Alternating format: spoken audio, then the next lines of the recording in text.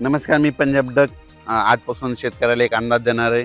कारण की महाराष्ट्रामध्ये आतापर्यंत पावसानं खूप धुमाकूळ घाले, काही ठिकाणी अति मुसळधार पाऊस पडला, पूर परिस्थिती निर्माण झाली. तर आज मी म्हटलं होतं ना सूर्यदर्शन घडेल, हे सूर्यदर्शन घडलंय. आणि राज्यात मात्र आता आणखीन उद्याचे दिवस फक्त विखुरलेल्या स्वरूपाचं नाशिक जिल्हा आणि उत्तर महाराष्ट्राकडे नंदुरबार, धुळे, जळगाव तिकडं तुरळक ठिकाणी आज पाऊस पडणार आहे म्हणून हे अंदाज लक्षात यायचा. पण राज्यात मात्र उद्यापासून पावसाचा जोर ओसरणार आहे. 11 तारखेला एकदम संपूर्ण पाऊस राज्यातला ओसरला दिसेल. मुंबईचा देखील पावसाचा जोर ओसरणार आहे, पुण्याकडला ओसरणार आहे, नाशिकचा ओसरणार आहे, कोकणपट्टी घाटमाथ्यावरचा देखील 2 दिवसानंतर ते देखील जोर ओसरणार आहे. आता खूप काही मोठा पाऊस पडणार नाही. उद्या 11 जुलैपासून राज्यात चांगलं सूर्यदर्शन होणार आहे आणि हवामान कोरडं राहणार आहे म्हणून हा अंदाज महाराष्ट्रातल्या सर्व शेतकऱ्यांना लक्षात यायचा. त्याच्यानंतर राज्यामध्ये बऱ्याच भागामध्ये हा पाऊस झाला आणि त्याच्यामध्ये देखील आणखीन काही भाग वंचित आहे. तर त्या शेतकऱ्याला सांगू इच्छितो की राज्यामध्ये आता पाऊस कधी येणार आहे, तर काय होणार आहे 15 जुलैच्या नंतर, 15, 16, 17 जुलैच्या नंतर राज्यात पुन्हा थोडाच विखुरलेल्या स्वरूपाचा सगळीकडे पडणार नाही. फक्त ते पाऊस काय होणार आहे, जे वंचित जिल्हे आहेत, एक नांदेड जिल्हा झालं, काही भाग लातूर जिल्हा, धाराशिव जिल्हा, सोलापूर जिल्हा आणि बीड जिल्ह्याचा, त्या भागामध्ये काय होणार आहे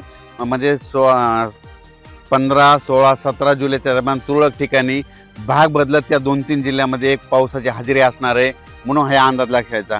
महाराष्ट्रात देखील विखुरलेल्या स्वरूपाचाच 15, 16, 17ला थोडाफार पाऊस येणार आहे.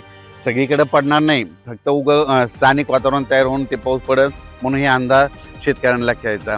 त्याच्यानंतर राज्यात आणखीन परत चांगला असा जसा आता मागं अतिवृष्टी ढगफुटी झाली तसा पावसाला आणखीन आता जुलैचा शेवटच्या आठवड्यापर्यंत आता वाट बघावी लागणार आहे म्हणून हे अंदाज लक्षात यायचा. आता ज्यांच्याकडं सोयाबीन असेल तर त्यांनी काय करायचं, आता जमिनीमध्ये ओल भरपूर आहे, 10-12 दिवस झाले असेल तर तुम्ही तुमचं तणनाशक फवारू शकता, कीटकनाशकाच्या फवारणी करू शकता, डवरणी वखरणी करू शकता म्हणून शेतीची कामे करून घ्यावी. पण राज्यात मात्र आता मुंबईकरांना आता या पावसापासून सुटका भेटणार आहे. म्हणजे तिकडे देखील उद्यापासून एकदम हवामान कोरडं होणार आहे म्हणून मुंबईकरांसाठी आनंदाची बातमी, नाशिक जिल्ह्यासाठी आनंदाची बातमी, पुणे जिल्हा, घाटमाथा, कोल्हापूर जिल्हा तिकडे देखील आता परत पूर काय वाढणार नाही म्हणून त्यांच्यासाठी देखील आनंदाची बातमी. हे जे लो प्रेशर होतं हे लो प्रेशर गुजरातकडे जाणार आहे. गुजरातमधून काय होणार आहे, इंदोर मध्य प्रदेशकडे जाणार आहे. मध्य प्रदेशकडून काय होणार आहे, उत्तर प्रदेशकडे जाणार आहे. उत्तर प्रदेशकडून इकडं नेपाळ ह्या तिकडं जाईल आणि तिकडं स्थिरावं, पण त्याला स्थिरावायला आणखीन 4 दिवस लागतात.